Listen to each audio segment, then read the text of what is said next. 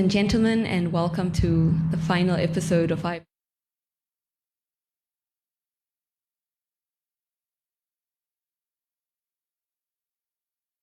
Public Value and Investor Confidence. Why are we talking about this? Because it's not just about mineral ownership, it's about governance as well. It's not about just the economics of it, but governance is at the core of it.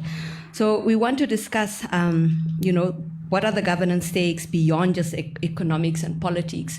We want to test assumptions and alternatives, and we want to share framing. We're not going to resolve policy here, but hopefully we can clarify some things. And this evening I'm joined by Mr. Veston Malango, who is the CEO of the Chamber of Mines. Sir, thank you for being here. You look snazzy. And then we have the seasoned economist, freelance economist, who is associated with IPPR and IJG. Welcome, Robin. This is not your first rodeo. No. So welcome and thank you for being here as well. Pleasure. And welcome to our online audience. And apparently today we don't have an in-person audience, but welcome, welcome anyway. We'll get right into it because this is quite a meaty conversation. And so we'll just get started saying that, minerals are a finite national asset. So from a governance perspective, what is the strongest case for Namibia securing majority local ownership in mining ventures? Yeah, thank you very much. It's a pleasure to be here on your platform. I think the fundamental thing here is that minerals belong to the citizens. Mm-hmm. They're a national asset, and so when people and citizens are calling for more, it's justified. It's normal. Mm-hmm. The current narrative is that of proposing for majority ownership. I think at the Chamber, when you talk of minerals should benefit Namibians, mm-hmm. and in fact Namibians should feel the benefit of having minerals, we are aligned. No issue, we are aligned. Okay. I think where we are differing is how to reach there. Right. How to get there. The ownership. Mm-hmm. And as they say, there are many roads that lead to Rome, but some of them may be such that you never get there. Mm-hmm. So our job and our responsibility at the Chamber is to provide those well-researched alternatives mm-hmm. for us as a country mm-hmm. to reach that destination. Okay. Robin? What are your thoughts? What do you... Yeah, mm-hmm. well, I don't disagree with anything Veston said. Mm-hmm. I think it's absolutely right. I think it's entirely natural that people want greater Namibian ownership and even majority Namibian ownership in mining projects in this country. Mm-hmm. That's normal the world over. The question is how it's achieved and what's the point of doing it and whether it's realistic. Mm-hmm. Okay, so Veston is right. The mineral resources belong to the state, the people of Namibia. That's not up for grabs at all. But the question is, mining is an incredibly capital and skill-intensive industry, mm-hmm. which involves a lot of risk. Mm-hmm. Now, the question is, do Namibians have the money and the skills and the appetite for risk to get involved in the mining industry? People tend to think, and I'm just quickly nipping this in the bud, people tend to think, they see all these foreign miners driving around in fancy cars and think, this is a one-way bet, it's just profits all the way. But to be a shareholder in a mining enterprise, you have to be prepared to take the knocks as well as the benefits. You have to take the losses as well as the profits. And if you've got the money, if you've got the skills, and if you've got the appetite for risk, get involved in the mining industry. I think there are things we could do to encourage more Namibians to get involved. We can discuss that later on. I think Veston's well aware of a lot of these efforts. And I would also say we do have a history of Namibian ownership in certain mining projects, mm-hmm. in certain mines, mm-hmm. from Namdeb to Rossing to B2 Gold to Husab Mine. These are all mining, there's four that have a certain degree of Namibian ownership. Not majority, it's true. But before we make these big policy statements, why don't we look at the experience we've had to date and ask, who has it benefited, how has it benefited the country, And what lessons can we learn from existing ownership? That would be my plea to government. Don't just launch into something, base it on some research and analysis and some critical thinking. So what do you say then? What do you propose? What is the case for it? Because we're saying, I hear what you're saying, that it's not just about owning a mine. There's, there are risks that are involved with that. How are they exclusive, or rather, is there a way to have ownership, share ownership, and share risks as well? Number one, but number two as well. What are some of those that you say that the research that you have done to propose what is best regarding what you just said? Well, I'll base it on the research I've done. Yeah. I don't pretend to be the world's expert in this, but I've done a bit of work on it. I mean, if you look at the latest Chamber of Mines annual review, which is an excellent document, I have to say, and I have to congratulate Veston yet again for producing a document that is open and transparent and is opening the industry up to Namibians. You know, where else do you find such a document? I think Namibia is unique in that respect. And look at other industries, fishing or tourism. There's no equivalent document. So people can go to that document and see what's going on. Okay, let me, I was reading the 2024 annual review before this interview, and you see there's a list of all the mining operations in Namibia, but a lot of them are under care and maintenance at the moment. You know, the Okurusus, the Trekopis. That means they're not operating. Now, if you as a Namibian want to put your capital into these projects, you've got to be prepared to put up with, 10 years of care and maintenance, 15 years. There's no money in that. It's just losses. So if you have that appetite for risk, get involved. But if you don't, and I'm not a great believer in governments getting involved in mining, because then you get all sorts of other effects, tax the mining properly, use the tax revenue properly. Then you don't take risk, So I'm not in favour of, Namibian ownership per se, because it's costs and benefits, and people need to understand that. If they're willing to take the knocks, get involved. If you're not, if you're risk averse and you just want the profits with none of the losses, then I wouldn't get involved. Simple as that. Okay. So what about externalization of value? Because critics argue that the greater risk is continued externalization of value. Like, what evidence or data could demonstrate that majority local stakes keep more wealth within Namibia? Is that my question? Both of you. Okay, let me go. Yeah, you go first. There is data. In fact, I'm glad, Robin, you've alluded to, and thanks for the kind words, of our annual report. And this is why if I may digress a little bit when it comes to its governance, its transparency. We are actually, as a country, under pressure. Every time we're being asked, why is Namibia not a member of International Transparency Initiative, Extractive International, Extractive Industry Transparency Initiative, Why are we not a member? Yeah, I think government is working on that. But fact is, at the chamber, we are aligned that we want to be transparent. And not only that, we walk the talk. And that's that annual report we're talking about. And everything we pay to the government, everything we do in that annual report is on our website. And if you go on that website, you're going to see annual reports we're going back to 25 years. They're actually, even the old versions, they're actually screened and they're there. So everything that we do is on the web. So we are actually very transparent. Then the second part is where can you find that evidence to show how much we benefit?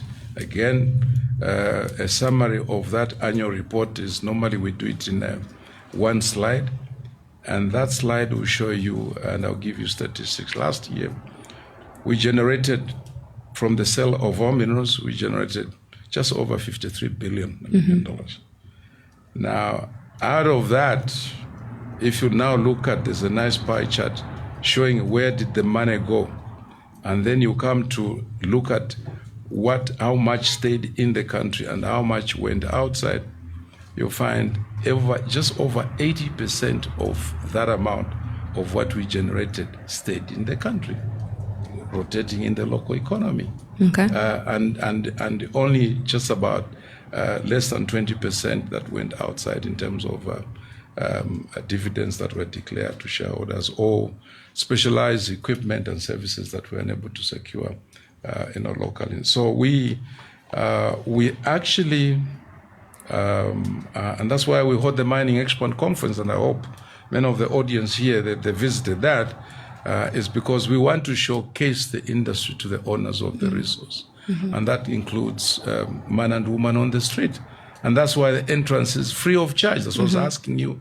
Did you come? And, was there any challenge? Because there's nothing like saying we're charging on the door. So, but the thing is that we want to showcase the industry, and that's what we do every year since 2010, is again to show how much stays in the country and to engage Namibian entrepreneurs on other avenues, how they can participate in the mining value chain. Mm-hmm. I can perhaps, let me stop here and wait for the next question. Okay. Yeah. Welcome to the people in the audience. I see you've gathered. Thank you for being here. Yeah. Robin? Yeah, let me add to that. I think Veston's absolutely right. I don't think we're going to be disagreeing a lot this evening. But Edla, there is an awful lot of information out there, and government has access to all this information. I mean, if you're a licensed mining operator, you have to submit all your financials and things to government. So they are on top of the numbers. I worry that Namibians are being sold a slogan, a cheap populist slogan, and they're not looking at the facts on, the reality of the situation. Let's take Namdeb, for example. I'm writing a history of Namdeb at the moment, so I've looked at their financials in some detail. In terms of after-tax profits, 70 to 80% of that goes to government. Yeah, mm-hmm. De Beers hasn't received a dividend from Namdeb, and I'm talking about the land operations now, since 2015 or before that. It's not the case that the mines are not generating good things for Namibia and Namibians in terms of employment creation, in terms of suppliers and contractors, in terms of tax revenues, in terms of export levies, in terms of royalties. All this is there, and the information's out there. You can go and look at it yourself, and go and talk to government as well, and they'll tell you. The technical people will tell you we're not being shortchanged as a country. We're taxing the industry properly. Maybe there are some tweaks to that. We're getting a lot of employment out. The industry is not fully Namibianized, but pretty well Namibianized. It generates exports for the country. That's how we afford to pay for the imports that we need. It's creating, jobs for suppliers. And it's also got a strong corporate social responsibility element. I think the mines are probably spending more on CSR than any other sector of the economy. So I'm a passionate supporter of the mining sector here. It's doing a good job. It's relatively open and transparent. The corporate governance in most of the mining operations, I think those who aren't chamber members are the ones we should be worried about. The mines who don't choose to open themselves up to Veston's chamber, let's talk about them, but no one ever talks about them because they're off the radar screen. No one knows what's going on there. So I'm passionate about the mining sector. I think the country has benefited greatly. What we've done with the revenues is another question. Of course. And whether we shouldn't be using some of those revenues, say the royalties that we've imposed since 2004, 2005, that could have been put in a special fund, which could have then helped to fund Namibians to get into the industry. But no, we put it in the big pot and we spent it. The Minerals Development Fund fizzled out years ago because it was supposed to be a rotating fund. It was supposed to invest in profitable investments, which would then give a return to the fund, which could then re-lend out. That didn't happen. It was politicized, and the money went to not commercially viable projects, but political projects. And as a result, the fund didn't rotate. So that whole thing fizzled out. So there's an awful lot we can do in this country, an awful lot. We could become a Western Australia mining hub in Southern Africa if we wanted to, but we have to do it properly and not through cheap slogans. Here ended the lesson. Aside from that, I think we want to look at the data in terms of what could work? I mean, could it work, the 51%? And why not? If we are saying that the royalties that we're doing up, it's benefiting Namibia, how could we, is there a way to extrapolate? I don't know if it sounds like my mic is off. Is it on? It is. It's on. Okay. Maybe extrapolate is not the right word, but how can we make the 51% work in the same way that it would benefit the industry or the investors? And Namibia, what data is there? Because I feel like we're shutting it down. Is there a way to perhaps start it with the new contracts, maybe keep the current contracts as they are, start with the new contracts with the 51%? Tell me how it won't work. Or Thank you. How it won't work. Yeah, let me come in here. As I alluded to, for me, the ownership should be regarded as just one. It should be one of the elements, one of the ways that you benefit from the mining. Say that again. Sorry. It should be one of the one. It should be. It's a mix in the basket. Just one of the many benefits. One of the many basket. One of the many benefits in the basket. Mm-hmm. So it should be seen that way. But the narrative right now, it's the impression created is that is if I have the ownership, then I benefit. Maybe let's just unpack this. Okay, I earn whatever way. By the way, we don't even know whether it's free carry or whether it's going to be for commercial. That has not been clarified. Nobody knows that. But assuming I, as a Namibian citizen, I've got ownership in a particular mine, the assumption, first of all, not even the assumption, the benefit that will accrue to me as a Namibian citizen is through dividends. Okay, never mind the obligations, because when there's recapitalization, I'll be called on also to supply, to provide according to my shareholding. Are we ready for that? Are we aware of that? But are we saying that nobody is ready? Like, have we done the research? Let me just unpack. Okay. Robin will even come and add some more. So the benefit, everybody that understand, it is that will accrue to me and to anybody that will have shareholding in the mines is through dividends. That, even from our leadership, we hear that. That's great. What you do not hear, or what you should hear more often is, okay, I benefit through dividends. How often do I get the dividends? That is where the problem is. For me, I see a disconnect. The dividends, they are assumed or understood, and wrongly so, that there will be a guaranteed and a regular stream of revenue, which is not, please. And that's the difference. It's not. So what's the point? I've got ownership in a mine, but I only receive this dividend once in 7 years or in 10 years or in 15 years. Really, can I wait for that long? Have I got the capacity to do that? Government can, yes. But as individuals, can we wait for that long? So the assumption is that the dividends is going to be a regular and guaranteed stream of revenue, which is totally wrong. And I think that's where we need to rectify and correct this narrative that, yes, ownership is fine, it's good, to a certain extent, where it can be afforded, but beyond a certain level, investors walk away from the table. So if you are talking of beyond where really the project is not there because the net present value has been decimated, they walk away. And that's one. And then secondly, investors have got a choice. If they find that they cannot come to Namibia because now we've got this policy which is looking for majority share ownership, you've got a project, it's requiring $2 billion, and you say 51% of that value should be handed over to me as a Namibian citizen, they've got a choice. They will simply walk away, and there's nothing we can do about it. We're going to lose out. So really, I think the first point of correction is that dividends, they don't come regularly. Dividends are hard. You've got to have the patience to wait for them. So therefore, the approach that we are propagating at the chamber is that there are other low-hanging fruits where Namibians can really, truly benefit. Classic example, back to our annual report.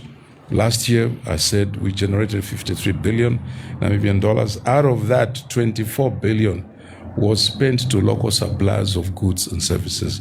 That constitutes close to 47% of what we produce. Now, that local suppliers, in my opinion, that is where many Namibians can participate. And there's many success stories of Namibians who have gone into that area and they have become multimillionaires. And actually at the Chamber, our dream is to see Namibians becoming multimillionaires out of that, because that's a low-hanging fruit. Then they can create wealth in which then they can buy shareholding into any mine, and in any case, a lot of them are even dual listed on stock exchange. Who stops from them from doing that? Doesn't require a legislation for that, but they need to have access to be able to do that. So really the low-hanging fruit are somewhere else. And so me being empowered as a Namibian citizen, I will not be really truly be empowered through ownership alone. I think we've got to look at the basket of all the components, and majority shareholding, the risk is investors have got a choice, and lots of choices, by the way, not just a few choices, lots of choices. They'll simply walk away and there's nothing we'll do about it. I think it's the case you are presenting. It seems obvious, right, that ownership is not the way to go. But I want you maybe to play devil's advocate, and I want you to apply your mind, if you will, just to see how can it work. How can majority shareholder work for the investor and for us? Or are you saying there's just no way? I want you maybe to see if 51%, how can we make it work? What governance mechanisms can we put in place to make it work? Could you envision that, and what would that look like? Before even comes, we are already doing some study. We've engaged, by the way, Wood Mackenzie. So we are working on, they're almost done actually, on doing what James Otto did in 2011. And so we've engaged some consultants, world renowned, and the outcome of that will be presented to government very soon. And I mean, clearly, even this afternoon, we had a very nice online discussion as the outcome of that. Clearly, and when you look, they've done the models, and when you look, from 10%, maybe doable up to 12%, 15%, but again, still more. You are talking of the current fiscal regime. Already Namibia is benefiting a lot. And again, if you look at our data, you find that even, in fact, as a country, Namibia, in Africa, we are actually an outlier in terms of the benefit coming to the country, because with the taxation regime, which is actually very high, we are a very highly taxed jurisdiction, but we are still very attractive for exploration and mining. But even then, you find that investors are still coming here. If we go beyond, because now we are asking for free carry, for instance, we had a discussion before the new administration. We had a free carry, which they were talking of minimum 10%. In addition to that, now we've got a 51% majority shareholding as a new policy. We haven't finished that discussion. There's now another policy, a proposal. So we are discussing both. But the fact of the matter is that if you add free carry, for instance, then it is a tax. Somebody has got to pay for it. 100%. And that is the private sector to pay for it. Yeah. So that becomes a tax. We are already a highly taxed jurisdiction. Any further taxation, we fall over the cliff. But still more, we are. But again, if you now add to 51 the current narrative that we have on the table, there's just no investor that will be there. So free carry maybe is extreme, but so I'm asking, how can we make it work? Yeah. How can we make, because there's Ghana and Tanzania and Botswana who have majority, I think, ownership. So how, if we know what's on the table, we know what we have against it, but how, if we are to apply minds, how can we possibly make it work? If you are an investor and you're hearing that this is the policy in terms of 51 or majority ownership, what would make it lucrative if we had to apply minds and if we were forced to make it work? How could we make it work? Yeah. Okay, well, I mean, I just wouldn't start with 51%. I've already explained there are mechanisms we can put in place and should have put in place, and in fact tried to put in place many years ago, which then failed because of politicization. But we need to accumulate funds which Namibians can tap into to invest in the mining industry and into mining projects. They can be small projects where a Namibian company, fully Namibian owned, can get going on something, but the capital is there. And they can make a go of that as their own company, or they can buy into other companies. There should be some sort of mechanism which allows that to happen on commercial or possibly slightly less than commercial terms. Where's that money going to come from? Well, money just doesn't appear. So I'm suggesting we take it from the royalties that we levy on the mining industry. That's one source, but there are other sources too. But this is essentially what we tried in the 90s and the 2000s. It didn't get very far. But that needs to be then a long-term strategy for Namibians to buy in. But has anyone even calculated how much 51% of the existing mining industry is worth in terms of capital and equity? No one's even done that calculation, but it's billions. It's billions and billions. I could do the calculation if someone asked me, but we haven't got that sort of money, and that's why we invite these foreign investors in, because they do have the hundreds of millions and billions.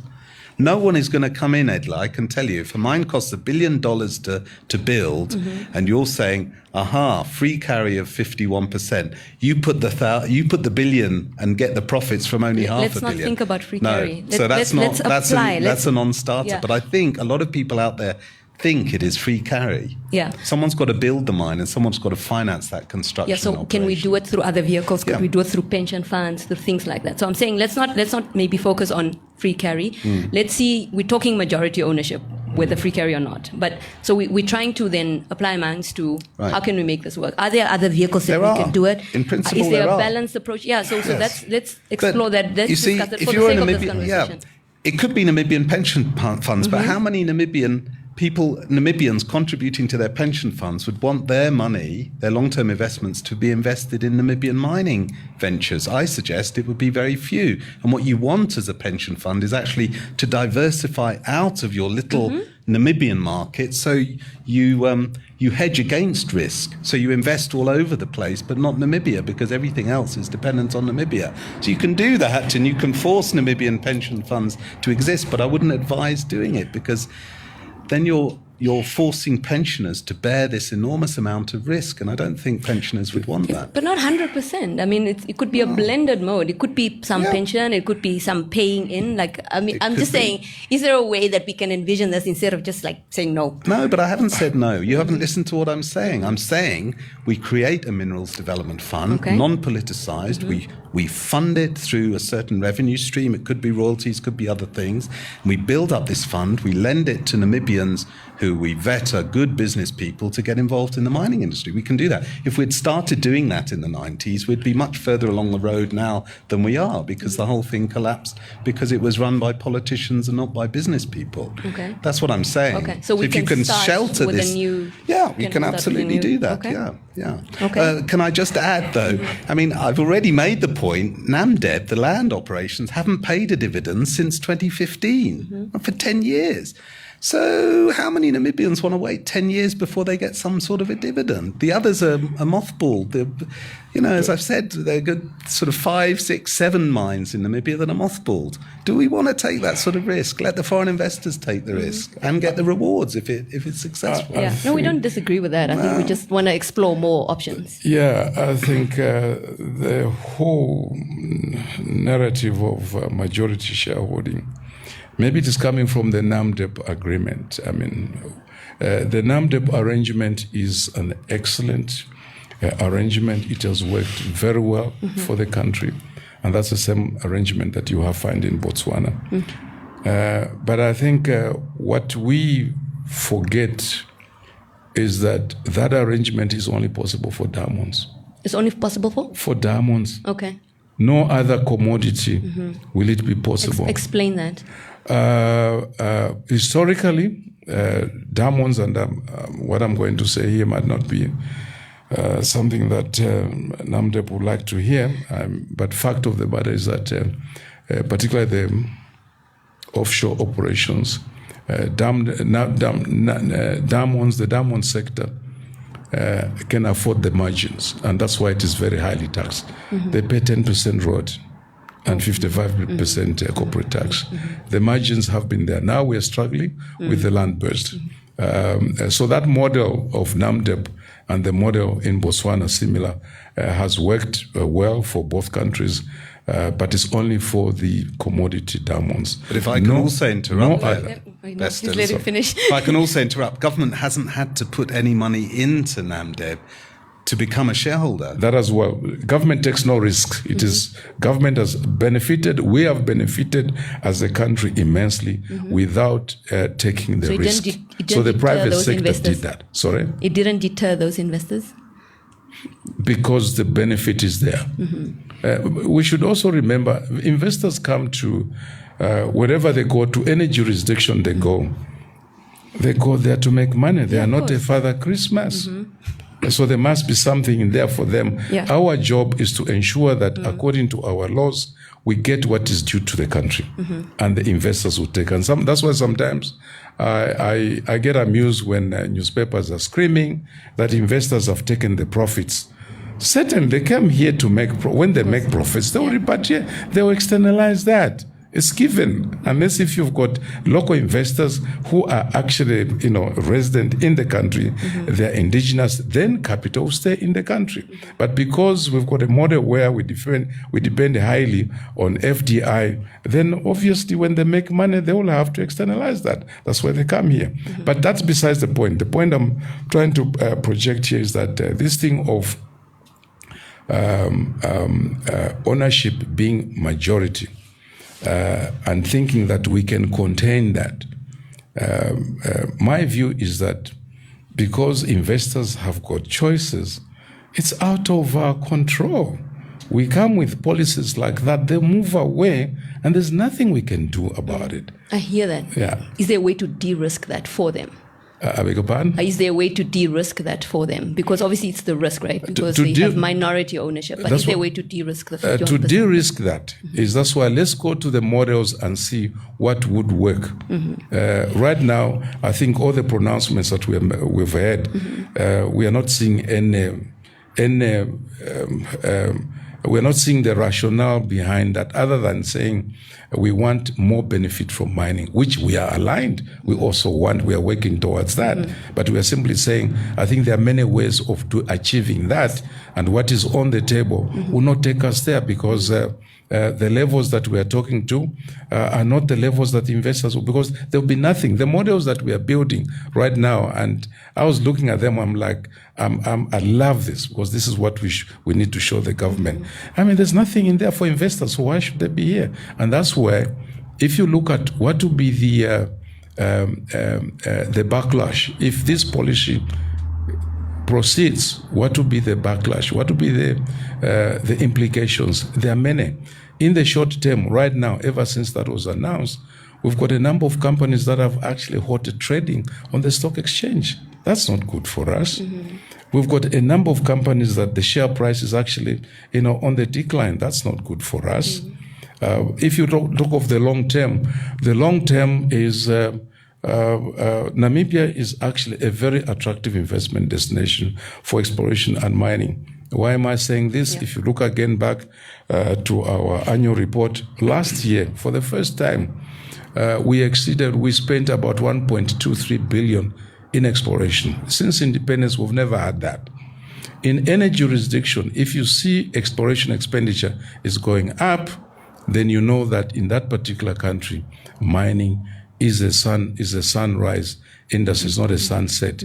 We've got a situation whereby our industry is sustainable, and our sustainability is dictated by the levels of investment that we have in exploration. And by the way, exploration is high risk, capital intensive, but exploration is what creates that pipelines of future mines. That's what enables existing mines to expand, extend their life of mine. And this is how we are a big mining company, because a mining country is because investment is coming in. If this policy stays, it means that there will be no need, there's no incentive for exploration to come to Namibia. Why? Is because even if you make a mineral discovery, that mineral discovery will never progress to a mine. Because even if you progress it to a mine, it will never become a mine, because no investor will come here and hand over 51% of that investment to us as locals. Even if it's not free carry. Even if even if it's not free carry, even if the majority shareholder is not free carry, they still wouldn't be interested. If we are talking that it is for commercial basis, that's a different discussion. Yeah, we can talk. Yeah, maybe that's where maybe opportunities will be. But again, it will be subject to, can we raise 51% as Namibian citizens, to buy into that? If we can, why not? Yeah. And in fact, actually, there are several schools of thought that actually, if as a country we are able to finance, investments into mining, industry like mining, then we don't need foreign, FDI. Then what a pleasure. Then you are talking of everything that we do, even the profits that we make, they'll stay in the country. The problem is that, this is not just unique to Namibia, it's the whole continent, it's the whole Africa. We all depend on FDI. If the issue was we are able to actually finance ourselves, then we wouldn't even be talking of that, because then there's no need, because we've got the capital ourselves. But that's not the case. Right. Okay.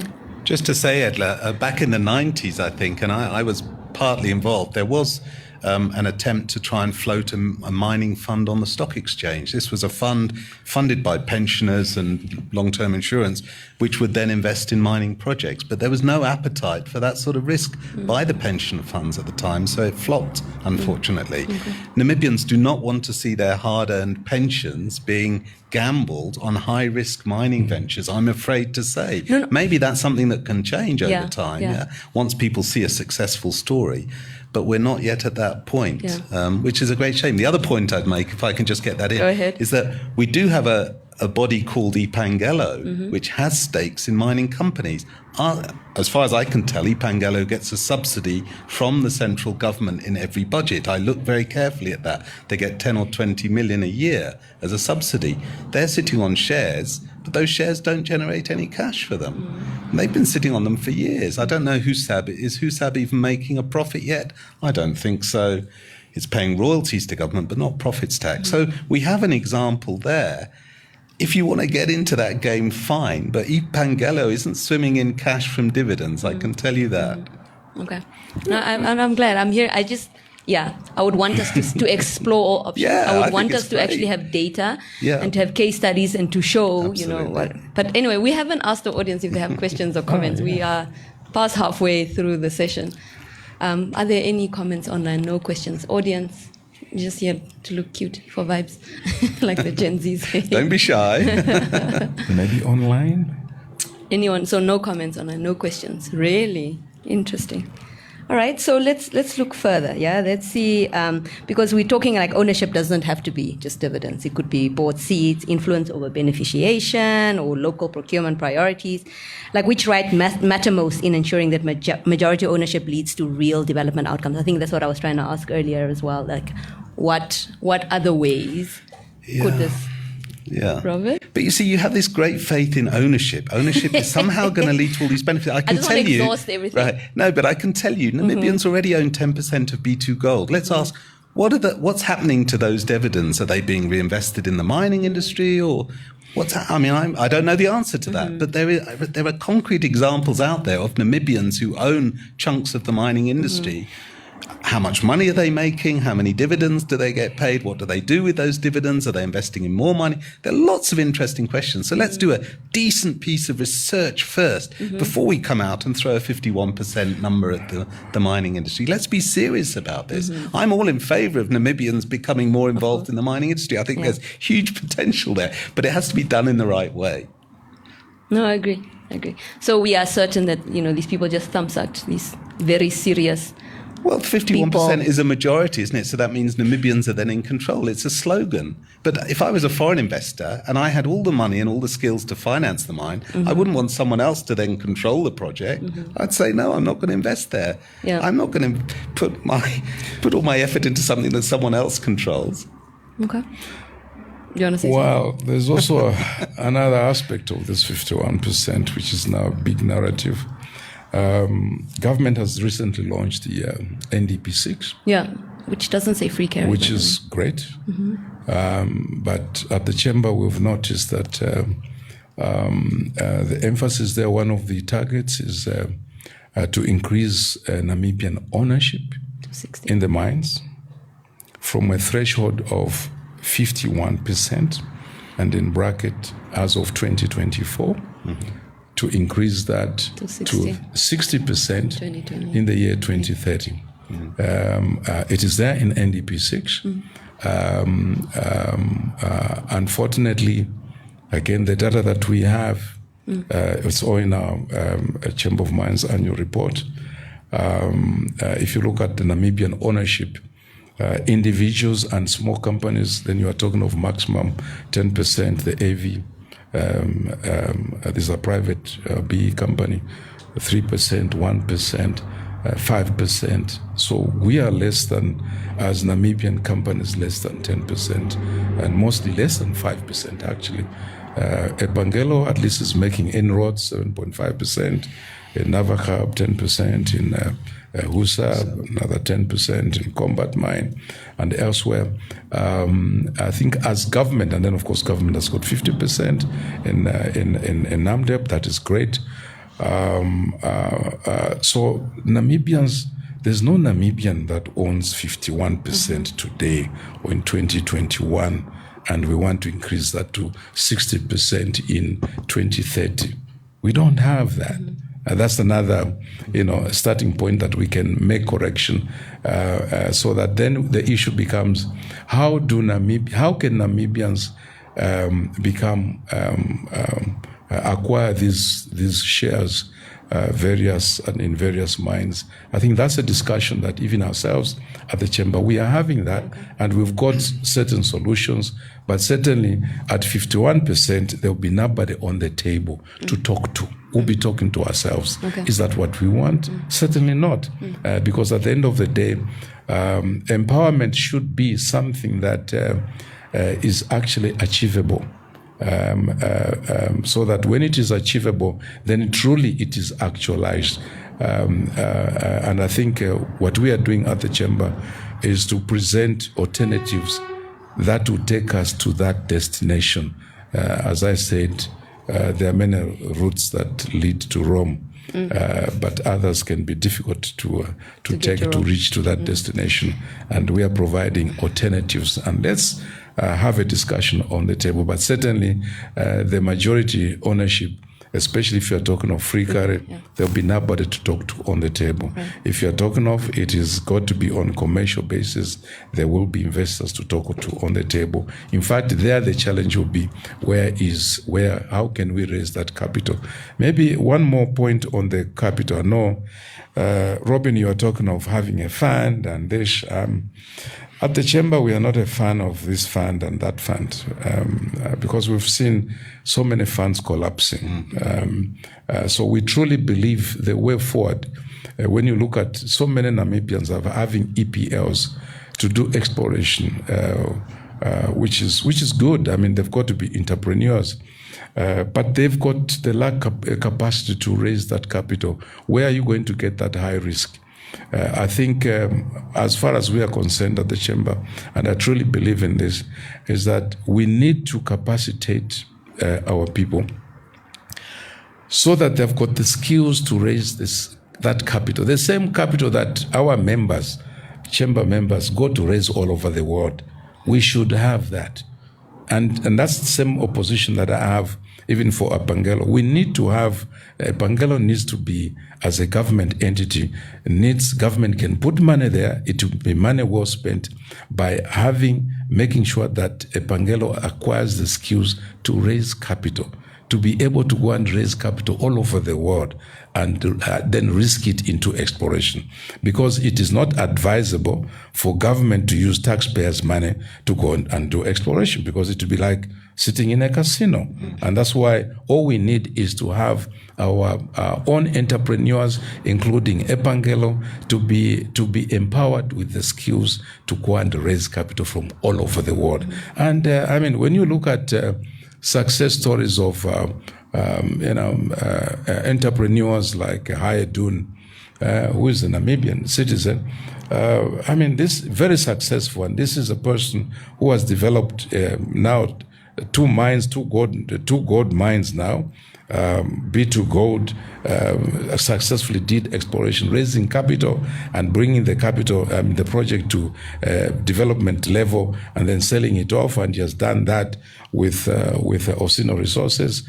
And the question is, why don't we then have individuals like that and bring and mentor fellow Namibians on how to raise that capital? How does he successfully do that?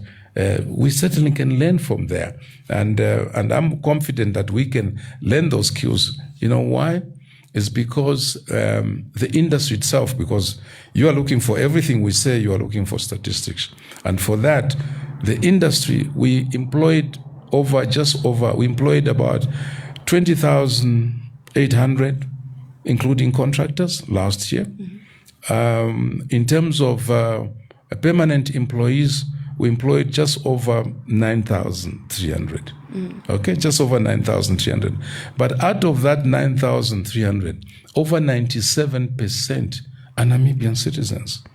Look at that. Well done. Now, that speaks volumes to two things. Number one, industry being capital intensive and very sophisticated. Those skills that we did not have, we have transferred them to our own people. The industry is operated by Namibian citizens. That is a statistic that not many people know. So this thing of saying, no, Namibians, this company is coming from this country, and all the nationals, the employment is at the expense of Namibians. That's not the case. So we've got an industry which is operated by our own people. So that speaks volumes in terms of, number one, the main thing is we are doing very well in terms of skills development. And that's what we should do to any other sector anyway. So meaning that it doesn't matter what skill, no matter how sophisticated a job needs to be done, we can acquire those skills, and Namibians have got the capacity to acquire those skills. And in the same way, I'm advocating that Namibians can acquire the skills to raise the high-risk capital and bring that to Namibia. That's my position. Thank you. I want to, before I lay this 51%, there's a comment. Yeah, but I want to ask, give me one moment, this 51% horse to death. Sorry? Before I lay it to death, or lay it to rest, Botswana, Tanzania, Mozambique, Ghana, Tanzania, and Botswana, what have they done? Because they have majority shareholding. What have they done? What can we learn from them? What can we take from their examples? Do we know about? I really don't know enough to comment. I mean, I know about Botswana diamonds, but I don't know about other projects. What have they done? What has Botswana Well, done? it's a similar model to the NAMDEB model. Sorry? It's a Okay. similar model to the NAMDEB. Same model. But NAMDEB, Botswana started a it's the lot same. earlier. But we're saying yes. it only works for diamonds and not. That's what I'm saying. It only works for diamonds, nothing else. Okay. You'll have to tell me the cases in those countries you're talking of. Yeah. In West Africa, their classic example is free carry on gold mining companies. There it's a standard is about 10%, Okay, 10%. Free carry. But there the case is different. You know why? The grade is different. I mean, the grade of the gold mines in the whole of West Africa is mouth-watering. 5%, 7%, or 7 gram, 5%, 5 gram, 10 up to 10 gram per ton. We don't have that. Ours is low grade, 1.5. If you get 2 gram, that's very good. So the grades can afford that. So that's why in West Africa it's actually standard. In here, we can still talk. In fact, the free carry, the minimum of 10%, we've got models that we're building. Okay. They look very interesting. It's a question of whether government will accept them or not. So we are in discussion. Let's hear what our comments are saying. Okay, there's a question here from Edla Kaumbi, and he's asking From who, how... sorry? Edla Kaumbi. And he's asking, how did the government get 50% in Namibia without investment? How does free carry happen? How did the government Get 50% in Namibia without investment. How does free carry happen? Yeah. I don't know if you can yeah, answer. I mean, I can add my 2 bits worth. So I can say just after independence, De Beers made the offer to government of 50%, and to create this 50-50 partnership called NAMDEB. Government wouldn't have to put any money on the table for that.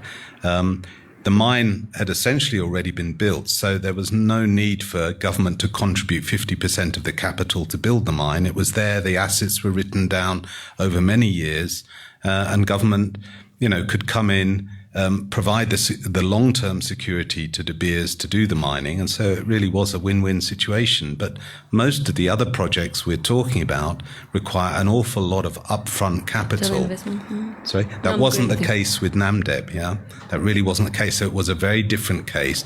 Diamonds at that time were also incredibly profitable. That's not the case anymore. If something is very profitable, as Veston said, then exceptional projects might attract investors, even if there's a 10% free carry. But those are very unusual projects. We don't have those sorts of grades in this country. So NAMDEB, I'd say, I think it's been an incredible success for this country. I think having government as a 50% shareholder has been very good for many reasons, but government didn't have to put any money at risk or any money into the whole project at all. But as I say, they haven't had dividends from the land-based operations for 10 years now. So it's an exceptional case. I think it's been a great success. Well, in terms of dividends, actually, maybe from the land-based, that's problematic. But again, back to our reports, it's all there. Nothing, we hide nothing. For the first time in many years, NAMDEB got no dividends from the NAMDEB holding. That's what we have in our annual report. And again, why? It's because as of now, we are faced with a situation where our 2 major markets, that's the US and China, things are tough. I mean, the diamond is a luxury good. So when times the economy is hard, consumers have got a choice. So that is tough. And then, of course, it's compounded by the tariffs in the US from the Trump administration, and then exacerbated by the lab-grown diamonds. Okay. That's where we are. And as a result, we are taking a big knock as a country. So it's a big strain on the fiscus. But the beauty of it as a country, we are diversified. We are not like Botswana. We are diversified. So what government has lost in terms of dividends or income from the diamond sector, we've made up particularly from the gold, because gold and uranium has done extremely well. Okay, so speaking of ownership still, if the state, I left the 51% story now.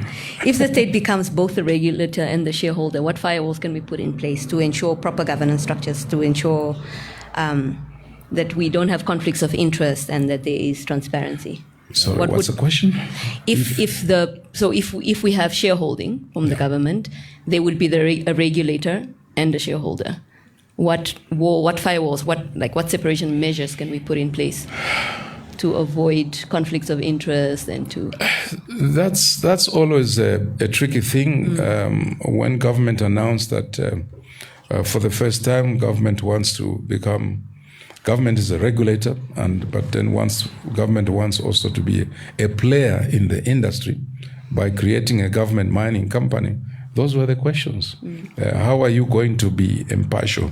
When there's applications for the government mining company, how do you award it? What would be the governance structure? Obviously, that. Those are questions I think you should ask government itself. But I can tell you it's a difficult situation because you are conflicted. You now have got to award. It's like me sitting Are they now governance issues? Like me, sitting in the committee at the Ministry of Mines, which is adjudicating the applications for EPLs, mining licenses, for my members, and then me to sit there. I shouldn't be there because then I'm conflicted. But now here's a situation whereby now in this case, because government is a player at the same time, so government has got to award itself a license, in this case EPLs or even mining licenses.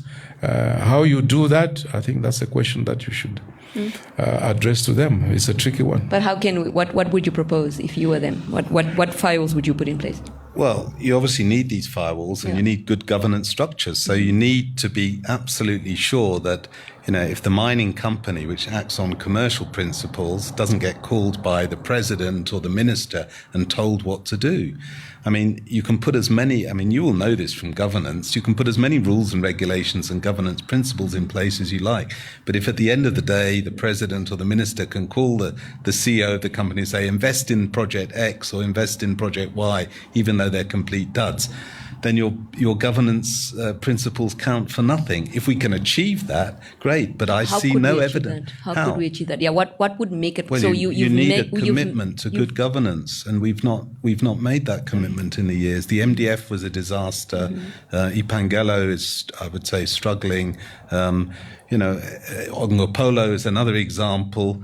We can look back at our own history and learn from this, but we haven't been very good at isolating the politics from the commercial. And that's why it's better to have private companies doing it, in my view. Yeah, yes. So there isn't a way to make it work. I'm just thinking, if you were the government, how would you make it work? Well, you would make that private commitment. You would say, here is Ipangelo. It takes its decisions on commercial basis. We will not interfere politically. We won't tell it, you need to invest in a mining in this region to win votes or that region to benefit a certain supplier. If we can achieve that, great. But I don't see much evidence we have achieved that in other spheres. So that's what needs to be done. Okay. All right. Maybe one thought, governance, how do you what firewalls can you put in there? Look at other jurisdictions, and Ghana comes to the table. I think Ghana is a role model when it comes to governance of the permitting process. Okay. You apply for your EPL mining license, all these mineral rights. How do they do that? I think Ghana in Africa is a role model in the sense that there, it's not the minister that awards the license. There, it's what they call the Ghana Minerals Commission. So you go the route of establishing a commission, which is very independent, but it's running the permitting process on behalf of government, and I think that has worked out very well. Okay. So there, the person that signs off on your EPL on the mining license, not the minister, and then of course you've got the whole system of, if you are aggrieved, how do you get addressed because you feel something went wrong. I think that transparency, that model, it is something that I've been advocating even at the chamber, that as a country, Namibia, we should look at it seriously. I think there's been, what I know is that the Minister of Mines has actually looked at that and the other models. So I think in their defense, it is something that they're looking at. But in my opinion, if you're talking of those firewalls, because when you have that, then maybe that is what can also answer that question. How does government make sure that if you are the player at the same time, then you award the licenses to your own company, but on a very transparent basis? In my opinion, I think that's we can make progress if we looked at those systems. Yeah, we are running out of time. And I would want us to wrap up. I mean, you've shared some really insightful points and suggestions, and I'd like you to maybe summarize it for the people in the back. So I'm going to ask you two questions. So finally, if we move forward with majority shareholding, what are the matrices? What metrics could we look at for the next 3 to 5 years to see that to be able to track that this is beneficial, or to see that, they deliver on their promises, number one. And then number two, maybe just summarize again what could work, because you mentioned if it's not free carry, then it could possibly work. So maybe just wrap it up in your heart. Like, what would you want to see if they carry on with this 51% ownership, just from each of you? Robin, I'll start with you. Okay, well, I have to be blunt and honest. Of course, I would not impose this on the industry. I think we're heading for the rocks if we do this. Investment, as Veston said, will dry up very, very quickly. We won't have mining investment. We'll still own the resources, but we won't be able to do anything with them. So I would not go ahead. But I think there is clearly room for a good strategy to Namibianize the industry, or achieve greater Namibianization over time through the sorts of things that we've been discussing tonight, whether it's funds, pension funds, listed funds, capital raising abroad, skills. There's an awful lot that can be done. So that would be the route I would choose. But your recommendation My recommendation is please don't go ahead with this. This will just end in tears. We'll delay everything by years, and it's the wrong move. I would not want the government to be a majority owner in the mining sector when governments get involved. I accept we're not necessarily talking about government, but when governments get involved in mining, they are subject to political considerations, not commercial. We want it to be a commercial industry to make it sustainable. So I think our model has been very successful up to now. Veston runs a chamber which is, I think, the best in Africa, possibly in the world. The members are pretty transparent. They're doing good things for the country. If they're not, the law must come down, the tax authorities must come down and nail them. But government has all the information to make those decisions. So I think we're in a pretty good situation. We're in danger now of shooting ourselves in the foot big time, destroying something that's we built up very carefully over the years. And now in danger of being jeopardized. I'm sorry to be so blunt, but that is, I wouldn't be doing my job as an economist if I didn't point this out. Yes, 100%. Well, our time is actually up, so please let's my you, closing Mr. remarks. Malango. Yes, I'm repeating myself. Empowerment is important. It's important that we all look at all avenues on how the mineral resource endowment can benefit the citizens. That's very important. We are aligned on that. But I think the issue here is how to achieve that. And certainly the current narrative on the table will not make us achieve that. And we're simply saying, we're in discussions, by the way. That is for sure, which is good. But there are many other alternatives. And at the last mining expo, we presented a lot of that in terms of how mining companies are actually creating Namibian entrepreneurs to tap into this 47% of what we produce, we pay that to our local suppliers of goods and services. And more importantly, actually, even within that, we spent 24 billion last year. In my opinion, is that Namibians can tap into that, because we are talking of deepening that upstream linkages by having Namibians becoming industrialists. We need to create manufacturing capability to manufacture inputs that goes into mining. Then we are talking, and already I think we've created a number of Namibian individuals, companies that we've given them jobs, and they are creating multi-billion, dollars out of that. We need more of that. The other thing is the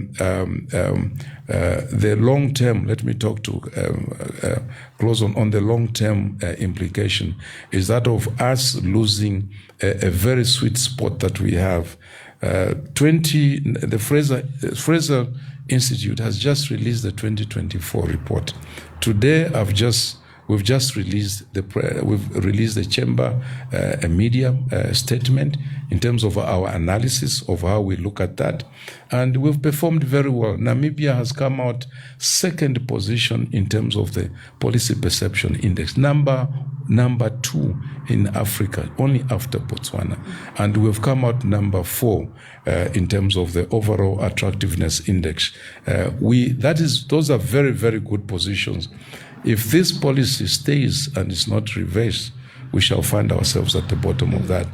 So that is bad. How do we make sure that we avoid that? And I'm concluding. I think we can also do one thing, because it's only us. I'm representing the industry here. I may not be believed what I'm saying, but we can do one thing, okay? And we can facilitate that as an industry. Bring in investors, typical investors, and say, here is a policy that government wants, and then there's government. We want to introduce this.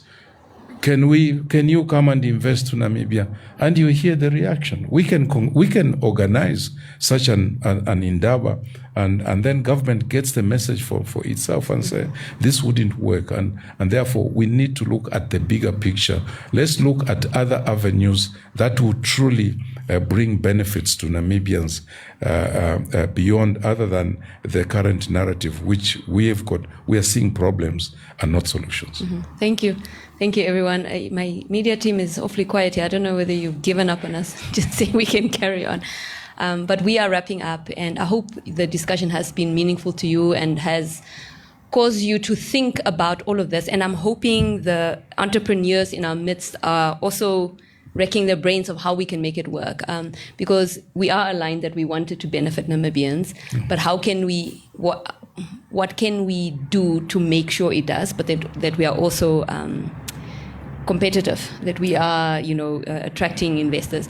The NAMDEP model had worked. How can we look at making it work again? Yes, we've heard that it wouldn't work. It only works for diamonds. But I feel like there's millions of minds here. How can we make it work? How could we see? Yes, we could do a stakeholder investment and maybe ask them that, yes, if we have majority shareholder, what would make it lucrative for you, and not just put it on the table. But this has been really insightful. Thank you for sharing. If we don't come up with ideas, then we shouldn't, or if we don't come up with a good strategy, then we probably shouldn't go for the 51%. Like Robin said, it would end in tears. But hopefully, we will apply our minds. We will apply proper governance structures so that everybody does benefit. We remain competitive, but Namibians also benefit. And that's all from us this evening. Thank you so much for your time. Thank you very much for having us, and thanks here. very much to our viewers for listening. Yeah, good night, everyone. Thank you. Good night.